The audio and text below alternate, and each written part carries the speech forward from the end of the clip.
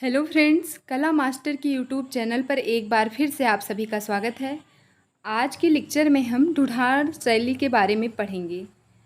तो आइए देखते हैं ढूढ़ार शैली के बारे में। तो जैसा कि आपको पता ही है कि ढूढ़ार शैली किसकी उपशैली है? राजस्थान की उपशैली है। ये राजस्थान की लास्ट उपशैली है जिसको आज हम पढ़ेंगे। तो आपके पास एक पॉइंट यही हो गया कि ढूढ़ार शैली किस शैली की उपशैली है। तो राजस्थान की उपशैली है ढूढ़ार शैली। अब देखते हैं ढूढ़ार शैली की कितनी उपशैलियाँ हैं। पहले तो ये ढूढ़ार शैली ही एक उपशैली है राजस्थान की। अब ढूढ़ार शैली की उपशैलियों के बारे में अगर देखें तो जयपुर, जिसको आमेर शैली भी कहा जाता है, दूसरी है अलवर उपशैली, तीसरी है उनियारा उपशैली, चौथी है शेखावटी उपशैली। ये चारों जो हैं ये ढूढ़ार शैली की उपशैलियाँ हैं। और जबकि ढूढ़ार शैली जो है वो राजस्थान की उपशैली है। देखिए जयपुर, आज के लेक्चर में जो है हम जयपुर या आमेर शैली के बारे में पढ़ेंगे। जयपुर या आमेर, क्योंकि जयपुर जो है, जयपुर शैली आपके एग्ज़ाम के लिए ज़्यादा महत्वपूर्ण है। जबकि अलवर, उनियारा, शेखावटी उतना इम्पॉर्टेंट नहीं है। इसमें कुछ ही पॉइंट आपके लिए इम्पॉर्टेंट है, इसलिए इसको हम लास्ट में देखेंगे। जयपुर शैली को थोड़ा डिटेल में पढ़ना है, इसलिए आज के लेक्चर में सिर्फ हम जयपुर शैली के बारे में ही पढ़ेंगे। तो आइए देखते हैं जयपुर शैली के बारे में। देखते हैं, चूँकि ढूढ़ार में कछवाहा वंश के शासकों का अधिकार था, इसलिए इसे कछवाहा शैली भी कहा जाता है। देखिए आपके एग्ज़ाम में कछवाहा शैली का नाम, उपनाम जो है ढूढ़ार शैली का भी हो सकता है और जयपुर या अजमेर शैली का भी हो सकता है। क्योंकि जो ढूढ़ार शैली है इसकी प्रमुख उपशैली जयपुर थी। इसकी प्रमुख उपशैली जयपुर या आमेर उपशैली थी। और आपके एग्ज़ाम में जयपुर शैली का नाम भी कछवाहा शैली के रूप में आ सकता है, या फिर ढूढ़ार शैली का उपनाम जो है कछवाहा शैली के रूप में आ सकता है। उम्मीद है आप मेरी बात समझ गए होंगे क्या कहना चाह रहे हैं। एक बार फिर से रिपीट कर देते हैं। देखिए कछवाहा शैली जो है ये ढूढ़ार शैली की उपशैली भी हो सकती है। ढूढ़ार शैली का अन्य नाम हो सकता है, या फिर जयपुर या आमेर का भी अन्य नाम हो सकता है। आपके एग्ज़ाम में जैसा ऑप्शन रहेगा वैसे ही आप टिक करेंगे। अब देखते हैं अगला पॉइंट क्या है। अब शुरुआत यहाँ से होती है जयपुर शैली की। देखिए जयपुर शैली के अन्य नाम अगर देखें तो आमेर शैली, अंबर शैली, कछवाहा शैली। अभी इसके ऊपर हमने बताया कि कछवाहा शैली क्यों कहा जाता है, क्योंकि ये कछवाहा राजवंश का शासन था यहाँ पर, इसीलिए इसको कछवाहा शैली भी कहा जाता है। आमेर शैली जो है जयपुर शैली को आरंभिक दौर में सबसे पहले जयपुर शैली को आमेर शैली ही कहा जाता था, और इसको एक अन्य नाम अंबर शैली के नाम से भी जाना जाता है। इस तरह जयपुर शैली के 3 नाम हो गए, आमेर शैली, अंबर शैली, कछवाहा शैली। इसका उपनाम देखें अगर, मतलब इसकी तुलना किससे की जाती है तो इसको जो है भारत का पेरिस कहा जाता है। ये बहुत इंपॉर्टेंट है। जयपुर जोधपुर में आप कंफ्यूज मत होइएगा, जयपुर को भारत का पेरिस कहा जा रहा है। एकदम दिमाग में रख लीजिए कि जयपुर है भारत का पेरिस, ना कि जोधपुर। और दूसरा इसको क्या कहा जा रहा है? Pink city. पिंक सिटी इसको क्यों कहा जाता है इसको हम लास्ट में पढ़ेंगे, पिंक सिटी नाम इसका क्यों पड़ा। आगे के लेक्चर में अभी आपको मिल जाएगा कि जयपुर का नाम पिंक सिटी कैसे और क्यों पड़ता है। अब देखते हैं जयपुर की स्थापना। यहाँ पर देखिए, यहाँ जयपुर राज्य की स्थापना या नगर या सिटी की स्थापना, ना कि जयपुर शैली की स्थापना। जयपुर की स्थापना 1727 ईस्वी में सवाई जयसिंह ने किया। 1727 ईस्वी में सवाई जयसिंह ने जयपुर की स्थापना की। अब जयपुर की राजधानी जो थी आमेर थी। जयपुर की राजधानी आमेर थी। जयपुर शहर का वास्तुकार कौन था? वास्तुकार का मतलब किसने बनाया था जयपुर शहर को, किसने डिजाइन किया था कि ऐसे ऐसे इस शहर का निर्माण करना है। तो इसका वास्तुकार का मतलब निर्माणकर्ता जयपुर शहर का, वो था विद्याधर भट्टाचार्य। ये भी पूछा जा सकता है आपके एग्जाम में। जयपुर शहर का वास्तुकार विद्याधर भट्टाचार्य था। जयपुर का आरंभिक चित्र या सबसे पहला चित्र जो है यशोधरा चरित्र था। अगर पूछा जाए जयपुर का आरंभिक चित्र, आपके एग्जाम में आरंभिक चित्र लिखकर आ सकता है या फिर सबसे पहला चित्र भी लिखकर आ सकता है, इसीलिए मैंने ऑब्लिक करके दोनों लिख दिया है। जयपुर का आरंभिक चित्र या सबसे पहला चित्र यशोधरा चरित्र था। ये मानसिंह के समय में बना। ये जो चित्र है यशोधरा चरित्र, ये मानसिंह के समय में बनाया गया। अब देखते हैं जयपुर शैली के विषय के बारे में, यानी कि जयपुर की शैली के चित्र के जो विषय थे कौन कौन से थे। सबसे पहला विषय तो आपके पास यही हो गया, क्योंकि ये पहला चित्र था, इसी पर आधारित था। यशोधरा जो चरित्र था इसी पर आधारित जयपुर का पहला चित्र था। तो विषय में ये भी आ जाएगा यशोधरा चरित्र। दूसरा है रागमाला, तीसरा बिहारी सतसई। ये बिहारी सतसई जो है, बिहारी जो कवि थे, रीतकालीन कवि थे, उनकी बुक है बिहारी सतसई। उस पर आधारित चित्र जो है जयपुर शैली में बने हैं। भागवत गीता के बारे में तो आपको पता ही, राजस्थान शैली में सभी उपशैलियों में भागवत गीता चला आ रहा है। सभी देखा जाए तो सभी उपशैलियों ने भागवत गीता पर चित्रण किया है। अगला है गीत गोविंद। एक बार रिपीट करते हैं जयपुर शैली के चित्रों के विषय को। देखिए, पहला विषय हो गया यशोधरा चरित्र, दूसरा रागमाला, तीसरा बिहारी सतसई, भागवत गीता, गीत गोविंद। अगर सर्वाधिक चित्रण की बात की जाए तो किस विषय पर सर्वाधिक चित्रण हुए हैं जयपुर शैली में, तो बिहारी सतसई जो है उस पर सर्वाधिक चित्रण हुए हैं जयपुर शैली में। जयपुर शैली में रंगों का प्रयोग कैसा हुआ है, किस प्रकार के रंग प्रयोग किए गए हैं, तो प्राथमिक और खनिज रंगों का प्रयोग किया गया है। खनिज का मतलब नेचुरल होता है। जयपुर शैली के केंद्र, यहाँ पर केंद्र का ये मतलब है कि जयपुर के जो कला केंद्र थे, यानी जो जयपुर शैली चित्रकला थी, वो कहाँ कहाँ से उस टाइप की कला मिले, कला चित्रकला प्राप्त हुई हैं। तो जैसलमेर से, पुष्कर और जालौर से। यहाँ पे जयपुर शैली से संबंधित चित्रों की प्राप्ति हुई है, इसीलिए इसको जयपुर शैली के केंद्र बोला जा रहा है। इसको जयपुर शैली का केंद्र बोला जा रहा है। अगर आपको याद हो तो पुष्कर के बारे में हमने पढ़ाया है आपको। एक पॉइंट यहाँ पे आपके अजमेर में है पुष्कर, और पुष्कर मेला यहीं पर लगता है। आपसे पूछा जा सकता है कि पुष्कर मेला कहाँ लगता है, तो पुष्कर मेला अजमेर में लगता है। पुष्कर जो है जयपुर शैली का केंद्र था। जैसलमेर हो गया एक केंद्र, दूसरा पुष्कर, तीसरा जालौर। अब जयपुर शैली के चित्रकारों के बारे में अगर देखा जाए, कौन कौन से प्रमुख चित्रकार थे जयपुर शैली के, तो सबसे प्रमुख चित्रकार जो था साहिब राम था। जयपुर शैली का सबसे प्रमुख चित्रकार साहिब राम था। दूसरा बिहारी लाल, तीसरा मोहम्मद शाह, चौथा चित्रकार हीरानंद, पांचवा चित्रकार तिल्लोकी था। ये जो चित्रकार दिए गए हैं आपके सामने, ये इम्पॉर्टेंट चित्रकार थे। जयपुर शैली के महत्वपूर्ण चित्रकारों के नाम दिए गए हैं। आपको मैंने बताया है यहाँ से किस टाइप के सवाल पूछे जा सकते हैं। अब अगर जयपुर शैली के प्रमुख चित्रों के बारे में देखें, तो ये प्रमुख चित्र का मतलब है कि जो महत्वपूर्ण चित्र हैं। बाकी और चित्र तो आप अभी राजाओं के शासनकाल में देखेंगे, जो वहाँ से छूट जाता है उन्हीं को हम अलग से लिखवा देते हैं। और ऐसा सवाल आपके एग्जाम में पूछा जाता है कि 4 चित्रकारों के नाम या 4 चित्रों के नाम दे के पूछा जा सकता है कि इनमें से कौन सा जयपुर शैली का चित्र है, या ऐसे पूछा जा सकता है कि कौन सा इसमें से जयपुर शैली का चित्र नहीं है।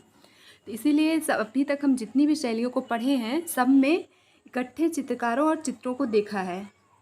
बाकी तो और चित्रकार जो है शासक जो पढ़ेंगे उनके अंतर्गत देखेंगे ही। ये जो बच जाता है वहाँ से, और जो इम्पोर्टेंट है आपके लिए, उसको इकट्ठे पढ़ लेते हैं हम लोग। अब देखिए, अगर प्रमुख चित्र जो है कौन कौन सा हो गया, गोवर्धन धारी। ये जो है सिटी पैलेस संग्रहालय जयपुर में संग्रहित है। ये जो चित्र है जयपुर शैली का, गोवर्धन धारी, ये जयपुर का संग्रहालय जिसका नाम सिटी पैलेस है, वहाँ पर संग्रहित है। दूसरा चित्र हो गया चित्रकूट में भरत मिलाप। चित्रकूट में भरत मिलाप, ये नई दिल्ली में जो राष्ट्रीय संग्रहालय है वहाँ पर संग्रहित है। तीसरा चित्र हो गया रास मंडल। ये भित्ति चित्र है, जयपुर शैली का भित्ति चित्र है ये रास मंडल। अब आगे देखें तो जयपुर शैली को अध्ययन की सुविधा है तो काल एवं शासक की दृष्टि से 3 चरणों में बांटकर देख सकते हैं। देखिए, इसको मैंने अपने से करवाया है। ये ऐसा कोई मतलब हकीकत में नहीं है कि आप इनको 3 चरण में बांट कर देख सकते हैं। 3 चरण में यहाँ पर लिखा हुआ है कि अध्ययन की सुविधा हेतु। इतने ज़्यादा शासक हैं कि आप बहुत कंफ्यूज होते हैं। इसलिए जैसे जैसे शासनकाल लोग का कर्मागत हुआ है, वैसे वैसे मैंने इनको 3 चरणों में बांट दिया है।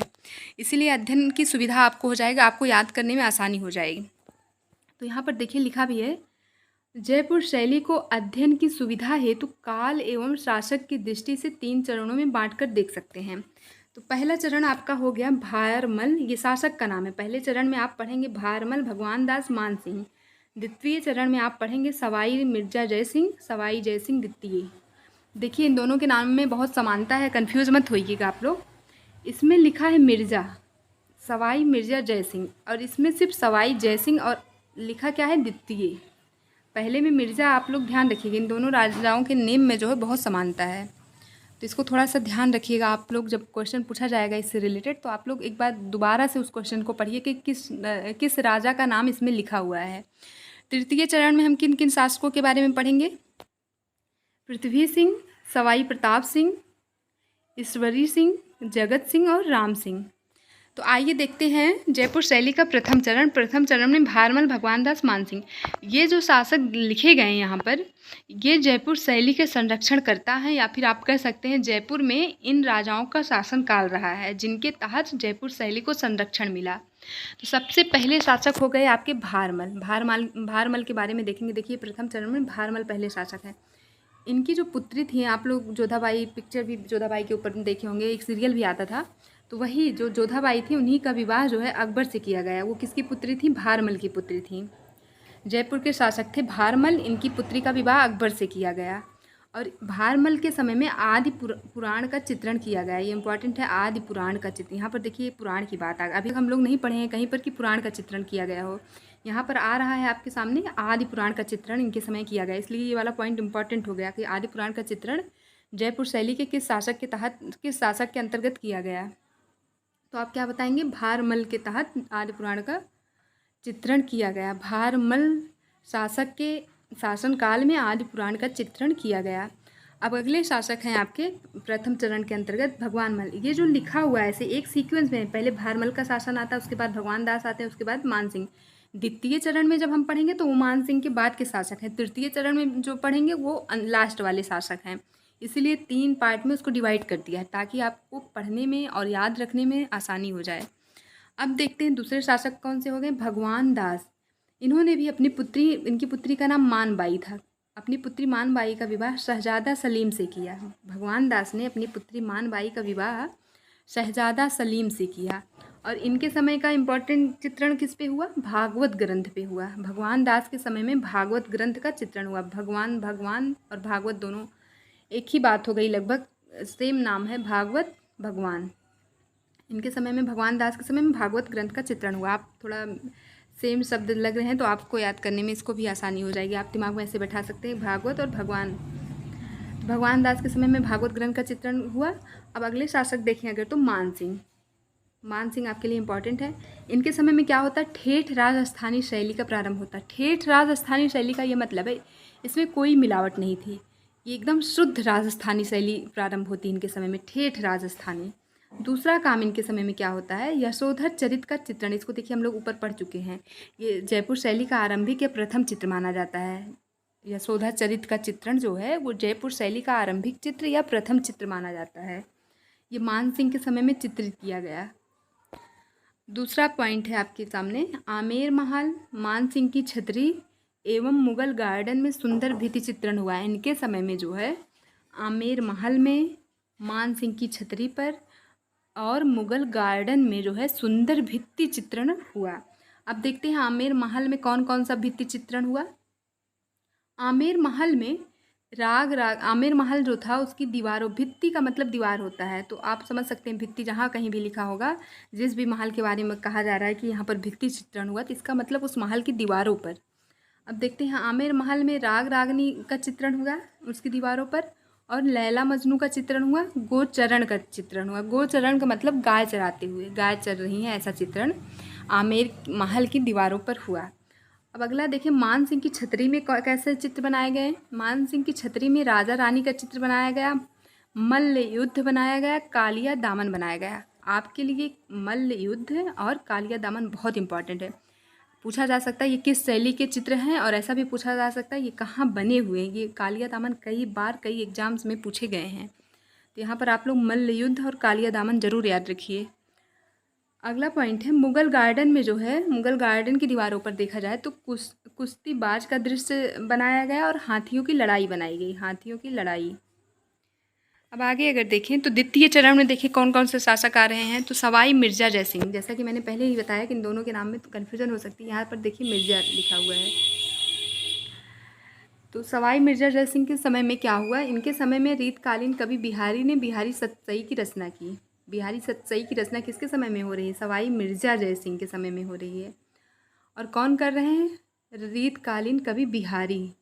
और इन्हीं के समय में रुक्मणी मंडल एवं रसिक बिहारी का चित्रण हुआ। सवाई मिर्जा सिंह के समय में रुक्मणी मंडल एवं रसिक बिहारी का भी चित्रण हुआ। अब देखें सवाई राजा जयसिंह द्वितीय के बारे में। सवाई राजा जयसिंह द्वितीय जो है 1727 ईस्वी में 1727 ईस्वी में जयपुर नगर की स्थापना करते हैं। इसको हम ऊपर एक बार पढ़ भी चुके हैं। जयपुर नगर की स्थापना कौन सा शासक करता है? सवाई राजा जयसिंह द्वितीय। सवाई राजा जयसिंह द्वितीय 1727 ईस्वी में जयपुर नगर की स्थापना करते हैं। ये बहुत इंपॉर्टेंट, इन्होंने कई ढेर सारे काम करवाए हैं। अब देखिए, ये 5 वेधशालाओं की स्थापना भी करते हैं। ये 5 वेधशालाएँ कहाँ कहाँ स्थापित करवाई इन्होंने? मथुरा में, जयपुर में, जबकि जयपुर खुद जहाँ के शासक थे वहाँ पर भी इन्होंने वेधशाला स्थापित करवाई। तीसरा वाराणसी में, उज्जैन में, दिल्ली में। ये देखिए 5 हो गए। 5 वेधशालाओं की स्थापना करवाई, मथुरा, जयपुर, वाराणसी, उज्जैन, दिल्ली।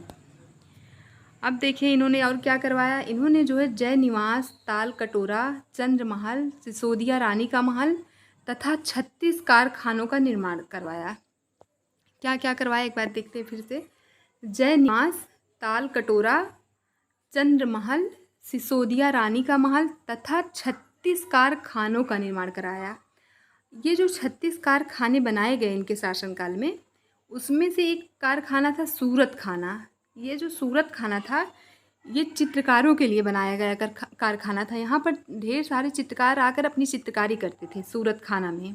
36 कारखानों में से एक कारखाना था सूरत खाना। यही इम्पोर्टेंट है आपके लिए कि सूरत खाना में क्या होता था। यहाँ पर चित्रकारी होती या चित्रकारों के लिए बनाया गया कारखाना था।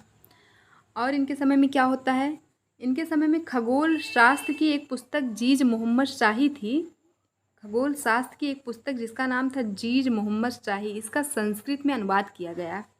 सवाई राजा जयसिंह द्वितीय के समय में खगोल शास्त्र की पुस्तक जीज मोहम्मद शाही का संस्कृत में अनुवाद कराया गया। ये अंतिम हिंदू शासक थे। सवाई राजा जयसिंह द्वितीय जो है अंतिम हिंदू शासक थे जिन्होंने 2 अश्वमेध यज्ञ का करवाए। इसके बाद जो है कोई किसी भी हिंदू शासक ने जो है अश्वमेध यज्ञ नहीं करवाया। ये अंतिम हिंदू शासक थे जिन्होंने 2 अश्वमेध यज्ञ करवाए। अब अगले शासक के बारे में तृतीय चरण में हम आ गए हैं। अब देखते हैं सवाई ईश्वरी सिंह के बारे में। ये जो है ना, इन्हीं के पुत्र थे। सवाई राजा जयसिंह के पुत्र थे। वो ईश्वरी सिंह जो हैं इन्हीं के पुत्र थे, सवाई राजा जयसिंह द्वितीय। इसके बाद इन्हीं का शासनकाल आएगा। तो इनके समय में देख लेते हैं क्या क्या हुआ। सवाई ईश्वरी सिंह के समय में जयपुर में जो है ईसरलाट एवं सिटी पैलेस का निर्माण करवाया गया। इन्होंने जो है सवाई ईश्वरी सिंह ने जयपुर में ईसरलाट एवं सिटी पैलेस का निर्माण करवाया। अब देखिए वही सूरत खाना है जिसका निर्माण सवाई राजा जयसिंह द्वितीय ने करवाया था। ये वही सूरत खाना है जहाँ पर चित्रकार जो है चित्रकारी करते थे। इसको जो है इन्होंने क्या किया, सवाई ईश्वरी सिंह ने आमेर से जयपुर स्थानांतरित कर दिया। यहाँ पर अभी हम पढ़ चुके हैं। ये देखिए एक सेकेंड, यहाँ पर देखिए हम लोगों ने ये पढ़ा है सवाई राजा जयसिंह द्वितीय ने 36 कारखानों का निर्माण करवाया, जिसमें से एक कारखाना सूरत खाना था। ये जो है जो सूरत खाना था चित्रकारी करने के लिए, चित्रकारों के लिए कारखाना बनाया गया था। ये जो है आमेर में बनाया गया था, आमेर में था। अब इनके पुत्र जो है सवाई राजा जयसिंह द्वितीय के पुत्र सवाई ईश्वरी सिंह इस कारखाने को जो है सूरत खाना कारखाने को आमेर से जयपुर ले जाते हैं। सूरत खाना आमेर से जयपुर स्थानांतरित कर देते हैं। सवाई ईश्वरी सिंह के बारे में सबसे ज़्यादा इम्पोर्टेंट ये पॉइंट है, कागज़ की बेल बूटे बनाने का इनको शौक था। इनको कागज़ के बेल बूटे बनाने के शौकीन थे। और इनके समय का प्रमुख चित्रकार था लाल, चितेरा लाल इसको कहते हैं। इसको चितेरा लाल बोला जाता है इस चित्रकार को। दूसरे इम्पॉर्टेंट चित्रकार हैं साहिब राम। ये जो हम पढ़ रहे हैं जयपुर शैली, इस शैली के सबसे ज़्यादा इम्पॉर्टेंट चित्रकार की अगर बात की जाए तो साहिब राम थे। जयपुर शैली के सबसे महत्वपूर्ण चित्रकारों में साहिब राम का नाम आता है। सवाई ईश्वरी सिंह के समय के 2 ही प्रमुख चित्रकार हैं, लाल और साहिब राम। साहिब राम ने जो है ईश्वरी सिंह का आदम कद व्यक्ति चित्रण किया। आदम कद का मतलब बहुत विशाल, आदम कद का मतलब होता है विशाल यानी बहुत बड़ा। व्यक्ति चित्र बनाया, इन्हीं का बनाया। जिनके समय के चित्रकार थे उन्हीं का बहुत बड़ा व्यक्ति चित्र बनाया। और सवाई ईश्वरी सिंह के समय का प्रमुख चित्र है चीर हरण। ये भी इम्पॉर्टेंट पॉइंट है आपके लिए। यहाँ पर सबसे ज़्यादा इम्पॉर्टेंट पॉइंट ये है सूरत खाना आमेर से जयपुर स्थानांतरित, ईसरलाइट और सिटी पैलेस का निर्माण, और ये कागज़ की बेल बूट बनाने का शौकीन शासक था। ये इम्पॉर्टेंट है आपके लिए। अब अगले शासक के बारे में देखें, ये माधो सिंह हैं। माधो सिंह के समय में क्या होता है, ये बहुत इंपॉर्टेंट पॉइंट, कई बार एग्जाम में पूछा गया, अभी भी पूछा जा सकता है। मणिकुट्टम। मणिकुट्टम होता क्या था, देखिए इनके समय में क्या होता है। अभी तक जो रंग यूज किए जाते थे जयपुर शैली में, माधो सिंह के शासनकाल में क्या होता है कि रंग के स्थान पर राख, लकड़ी की लड़ियों एवं आभूषणों का प्रयोग किया जाने लगा चित्रों में। जो चित्रों को सजाने के लिए रंग का प्रयोग किया जाता था, माधो सिंह का शासनकाल आने पर रंगों के स्थान पर राख, लकड़ी की लड़ियों एवं आभूषणों का प्रयोग चित्रों को सजाने हेतु किया जाने लगा, जिसे मणिकुट्टम प्रविधि कहते हैं। ये जो राख, लकड़ी की लड़ियाँ एवं आभूषणों का प्रयोग चित्रों को सजाने हेतु किया गया है, इसी विधि को मणिकुट्टम विधि कहते हैं। और इनके समय में मणिकुट्टम विधि को खूब बढ़ावा दिया गया। माधो सिंह के, जैसे इनका नाम भी माँ से है, मणिकुट्टम भी माँ से है, तो ऐसे आप लोग दिमाग में कुछ ना कुछ शब्द जो है ट्रिक बैठा सकते हैं। तो माधो सिंह के समय में मणिकुट्टम विधि को खूब बढ़ावा दिया गया। और यहाँ पर भी देखिए साहिब राम ने, अभी तक देखिए इसके ऊपर हम लोग पढ़े हैं, साहिब राम ने हरि प्रसाद का आदमकद व्यक्ति चित्र बनाया। यहाँ पर भी साहिब राम ने माधो सिंह का भी आदमकद चित्र बना रहे हैं। साहिब राम ने माधो सिंह का भी आदमकद चित्रण किया। अब देखते हैं अगले शासक पृथ्वी सिंह। इनके समय में वैसे कोई बहुत ज़्यादा इंपॉर्टेंट काम नहीं हुआ है। इनके समय के 2-3 प्रमुख चित्रकार हैं जयपुर शैली के, उनके बारे में से पढ़ लेते हैं। देखिए मंगल हो गए, हीरानंद हो गए, त्रिलोकी जैसे उत्कृष्ट चित्रकार इनके समय के थे। पृथ्वी सिंह के समय मंगल, हीरानंद, त्रिलोकी। हीरानंद एवं त्रिलोकी ने पृथ्वी सिंह का आदमकद व्यक्ति चित्र बनाया। अभी तक देखिए साहिब राम बना रहे हैं, लेकिन यहाँ पर हीरानंद और त्रिलोकी जो है पृथ्वी सिंह का आदमकद व्यक्ति चित्र बना रहे हैं। आदमकद का मतलब मैंने बता ही दिया है कि विशाल या बड़ा चित्र। अब अगले शासक देखें सवाई प्रताप सिंह के बारे में, ये भी इम्पोर्टेंट है आपके लिए। सवाई प्रताप सिंह सबसे ज़्यादा, अगर आप पूछें कि जयपुर शैली में सबसे महत्वपूर्ण शासक कौन है आपके एग्जाम के लिए, तो सवाई प्रताप सिंह हैं। इनके समय में जयपुर शैली चरमोत्कर्ष पर पहुंचती है। अभी तक हम जितनी भी उपशैलियों को पढ़ रहे हैं, सब शैलियों में चरमोत्कर्ष आ रहा है। ये चरमोत्कर्ष वाला पॉइंट इंपॉर्टेंट है। हो सकता है सिर्फ यही एक ही सवाल आपसे पूछा जाए कि जयपुर शैली का चरमोत्कर्ष काल किसके समय में हुआ, किसके समय में जयपुर शैली चरमोत्कर्ष पर पहुंचती है, तो सवाई प्रताप सिंह।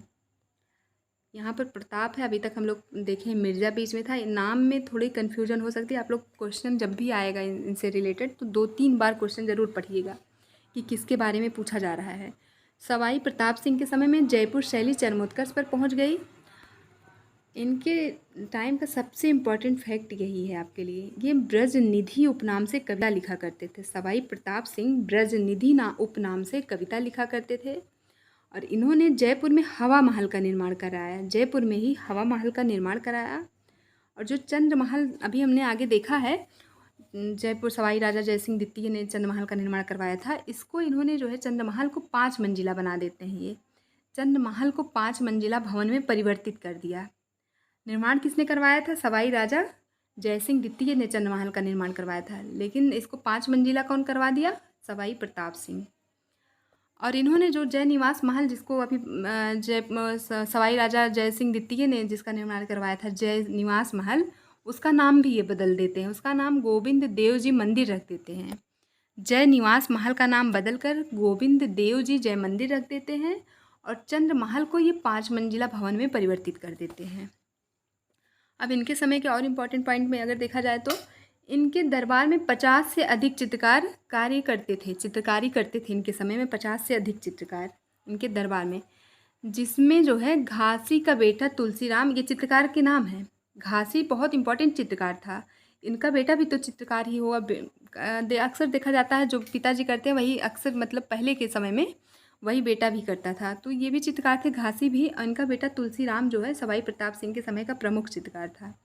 ये जो 50 से अधिक चित्रकार कार्य कर रहे हैं सवाई प्रताप सिंह के समय में, उनमें से ये जो चित्रकारों के नाम नीचे लिखे हुए हैं ये प्रमुख चित्रकार थे जो कि बहुत फेमस चित्रकारी करते थे। पहला हो गया, जिसमें से एक बार इसको रिपीट शुरू से पढ़ते हैं। देखिए, इनके दरबार में सवाई प्रताप सिंह के दरबार में, राजा का नाम है सवाई प्रताप सिंह, इनके दरबार में 50 से अधिक चित्रकार कार्य करते थे, जिसमें जो है घासी का बेटा तुलसीराम था, जीवन का बेटा साधु राम था एवं केशुआ का बेटा सेना था। इसको आप लोग ज़रूर याद रखिएगा। इनके समय के ये 3 प्रमुख चित्रकार थे। और सवाई प्रताप सिंह के समय में रागमाला का सेट तैयार किया गया। अभी देखिए रागमाला पर चित्रण हो रहे हैं, लेकिन इनके समय में रागमाला का सेट ही तैयार कर दिया गया है। रागमाला का सेट सवाई प्रताप सिंह के समय में तैयार किया गया। अगला देखें तो साहिब राम ने इनका भी एक उत्कृष्ट आदमकद व्यक्ति चित्र बनाया है। देखिए यहाँ पर भी साहिब राम ने इनका भी उत्कृष्ट आदमकद व्यक्ति चित्र बना रहे हैं। बहुत बड़ा चित्र बनाया इन्होंने इनका, सवाई प्रताप सिंह का, जिसे जयपुर शैली की ही नहीं बल्कि संपूर्ण राजस्थानी शैली का सबसे उत्कृष्ट व्यक्ति चित्र माना जाता है। देखिए आप खुद ही समझ गए होंगे, आपके लिए ये पॉइंट इम्पॉर्टेंट है।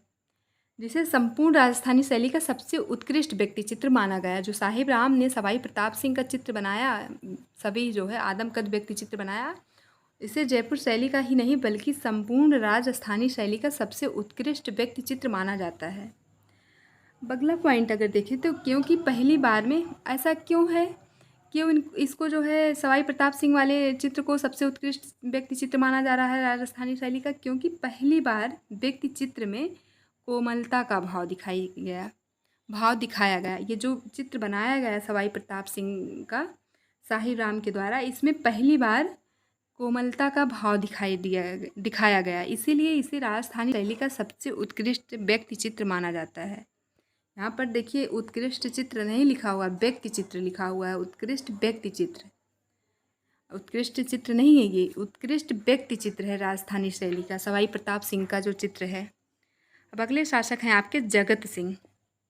इनके समय में रासमंडल, देखिए अभी हम लोग राजस्थान शैली के प्रमुख चित्रों के बारे में जब पढ़ रहे थे तो उसमें रासमंडल को पढ़ा है हम लोगों ने। ये भित्ति चित्र है रासमंडल। गोवर्धन धारण एवं मधुमालती का चित्र बनाया गया। जगत सिंह के समय में रासमंडल, गोवर्धन धारण एवं मधुमालती का चित्र बनाया गया। ये आपके अंतिम शासक हो गए राम सिंह। जयपुर शैली के लास्ट शासक हैं राम सिंह। इनके समय में चित्रकार यथार्थवादी एवं फोटोग्राफी शैली में कार्य कर रहे थे। अब देखिए जो अभी तक परंपरा आ रही थी राजस्थान शैली और जयपुर शैली की, उसमें देखिए थोड़ा बहुत परिवर्तन आ गया। अब जो है चित्रकार जो है यथार्थवादी एवं फोटोग्राफी शैली में कार्य कर रहे हैं। ये इंपॉर्टेंट पॉइंट है, किसके समय में पूछा जा सकता है कि यथार्थवादी फोटोग्राफी शैली में कार्य किया जाने लगा, तो राम सिंह के समय में ऐसा हो रहा है। अब अगला पॉइंट इनके समय का क्या इंपॉर्टेंट है, इनके समय में जो आचार्य जी की हवेली,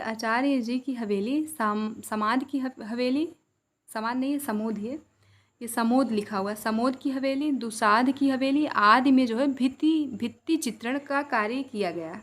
कौन कौन सी हवेली में भित्ति चित्रण का कार्य किया जा रहा है राम सिंह के समय में? आचार्य जी की हवेली, सामोद की हवेली और दुसाध की हवेली में भित्ति चित्रण का कार्य किया गया राम सिंह के समय में। इनके समय का ये वाला पॉइंट इंपॉर्टेंट है आपके एग्जाम के लिए। इनके समय में चित्र यथार्थवादी और फोटोग्राफी शैली में कार्य करने लगे थे।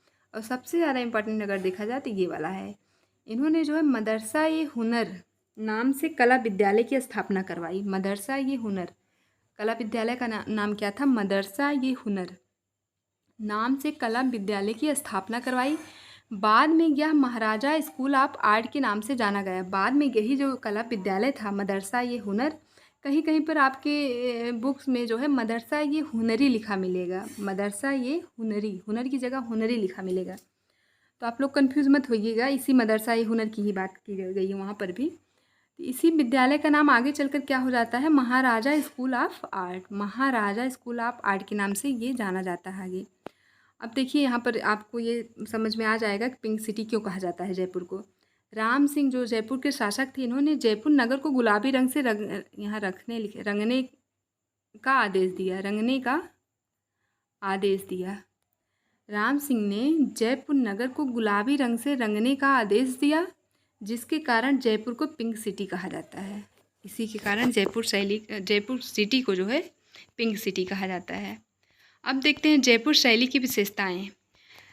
जयपुर शैली की विशेषताओं में विषय देखे कैसे थे, तो विषय आप देख ही रहे, सभी राजाओं के आदमकद व्यक्ति चित्र बनाए जा रहे हैं। लगभग सभी राजाओं के आदमकद व्यक्ति चित्र बनाए गए हैं।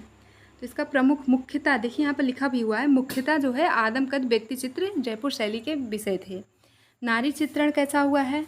नारी को जो मध्यम कद काठी का बनाया गया, मध्यम कद काठी, मेहंदी से रचे हुए हाथ बनाए गए। इंपॉर्टेंट पॉइंट है, मेहंदी से रचे हुए हाथ। जयपुर शैली में महिलाओं के हाथों पर मेहंदी रची हुई है। मीनाकृत मादक नयन, मीनाकृत का मैंने आपको पहले बताया भी है। मीनाकृत का मतलब मीन का मतलब मछली के समान, नयन मतलब आँख बनाए गए। स्त्रियों की आँखें जो है मछली के समान बनाई गई हैं। उनकी हाथों में मेहंदी रची हुई है और उनका जो कद काठी है मध्यम है, ना तो बहुत बड़ी है ना तो बहुत छोटी हैं, वो मध्यम कद काठी की हैं। अब रंग देखें, रंग किस प्रकार के प्रयोग होते थे जयपुर शैली में। देखिए, रंगों में जो है हरे रंग की प्रधानता थी। जयपुर शैली में हरे रंग की प्रधानता थी, जबकि सुनहरे रंग से चित्रकारों के नाम एवं लाल, पीले तथा सुनहरे पट्टिकाओं पर काले रंग से छंद अथवा दोहे लिखे हुए हैं।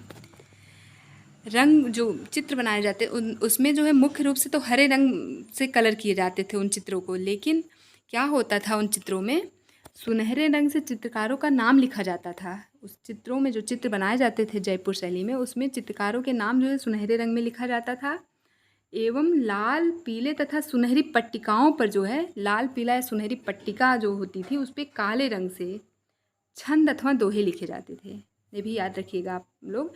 इतना डिटेल में नहीं पूछा जाएगा, सिर्फ आपसे पूछा जा सकता है कि जयपुर की शैली में चित्रों पर जो है छंद एवं दोहे लिखे जाते थे, तो आपको पता होना चाहिए जयपुर शैली में ऐसा होता था। और ऐसा भी पूछा जा सकता है कि शैली में चित्रों के साथ साथ चित्रकारों के नाम भी लिखे हुए थे, तो जयपुर शैली में ऐसा होता था। तो यही इंपॉर्टेंट है आपके लिए। हंसिये देखिए किस प्रकार के, हंसिये जो है लाल रंग का प्रयोग होता था हंसिये में। कभी कभी विविध तरीके के हंसिये बनाए जाते थे, लेकिन मुख्य रूप से लाल रंग का ही प्रयोग किया जाता था जयपुर शैली में हंसिये बनाने के लिए। कागज़ किस प्रकार के प्रयोग होते थे, तो एक इन्हीं लोग का मतलब निजी कागज़ था, स्पेशल कागज़ रहा होगा कोई, सवाई माधोपुरी, उस कागज़ का नाम था सवाई माधोपुरी। ये इंपॉर्टेंट पॉइंट है आपके लिए। कागज़ जो है सवाई माधोपुरी कागज़ का प्रयोग किया जाता। स्थानीय कागज़ कोई रहा होगा जिसका निर्माण यही लोग करते थे, उसका नाम जो क्या था, सवाई माधोपुरी कागज़। आज भी आपके लिए एक नोट है, नोट आपको पता ही है कितना इम्पोर्टेंट है। देखिए, जयपुर के राजाओं द्वारा जैन आचार्यों को चतुर्मास आवास हेतु सचित्र निमंत्रण पत्र भेजा जाता था। जो जयपुर के राजा थे, वो जैन आचार्यों को चतुर्मास आवास हेतु सचित्र निमंत्रण पत्र भेजते थे, जिसे जयपुरी सचित्र विज्ञप्ति लेख कहा जाता है। जयपुरी सचित्र विज्ञप्ति लेख किसे कहा जाता है, आपके एग्जाम में अगर पूछ ले तो निमंत्रण पत्र, ऐसे सिर्फ दे देगा निमंत्रण पत्र आपके ऑप्शन में। जो जयपुर के शासक थे वो जैन आचार्यों को जो निमंत्रण पत्र भेजते थे चतुर्मास आवास हेतु, उसी को जयपुरी सचित्र विज्ञप्ति लेख कहते हैं। ये आपके लिए नोट हो गया। तो आज यहाँ पर आपकी जयपुर शैली समाप्त होती है। कल हम जो है डुढार शैली की जो और 3 उपशैलियाँ बची हुई उसको पढ़ेंगे। तो आज यहीं विराम देते हैं। Thank you so much.